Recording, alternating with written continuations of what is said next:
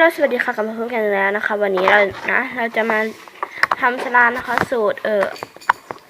ตั้งชื่อสูตรใหม่ดีไหมวะสูตรกัมมี่ฟรุตตี้นะคะช่างเนี่ยที่จริงมันชื่อว่าสูตรหมักฝรั่งนะแต่มันไม่ค่อยเหนียวนุ่มชุ่มอะไรสักเท่าไหร่เสียงรบกวนก็มีเยอะแสนเยอะนะต้องขออภัยถ่ายหลายเทคมากอ่ะทำสลัดถ่ายเลยใส่กานะคราวนี้เราไม่ใส่สีแล้ว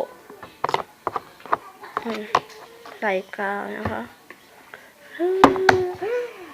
ใส่พอประมาณที่เพื่อนๆจะทำนะแล้วก็ใส่โลชั่นนะโลชั่นเราใส่2 หยดนะ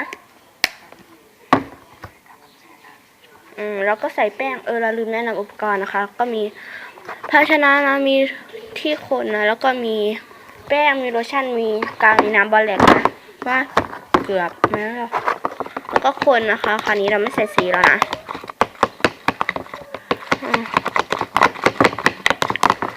เสียงสิใส่น้ำบอลแลกนะน้ำบอลแลกค่อยๆใส่นะคะใครมีกลิซลินบอลแลกใครมีน้ำยาล้างตาใครมีอะไรก็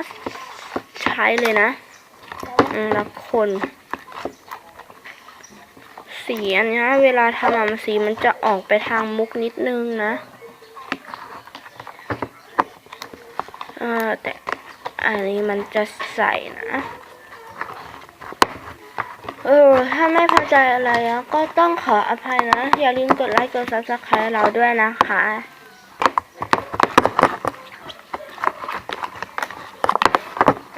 โอเคแล้วสูตรนี้นะรับรองว่าโอ้ยฟินเฟอร์นะคะอุปกรณ์ใครมีอะไรที่จะทดแทนน้ำยาสลัมของเราได้นะเชิญค่ะ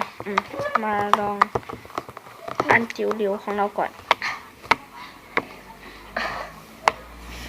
เรามาดูพี่ใหญ่ติดมือพี่ใหญ่เนี่ยเสียงจิ้มก็ฟินนะฟินพอประมาณนะคะคลิปนี้ประมาณ2 นาทีนะลากันไปก่อนนะคะคลิปต่อไปจะมาพาทำสลัดสูตรอะไรนะอย่าลืมกดติดตามและอย่าลืมเฝ้ารอชมนะแล้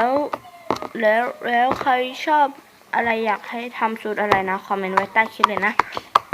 คลิปนี้ลากันไปก่อนนะคะคลิปนี้ลากันไปก่อนนะคะบ๊ายบายจุ๊บ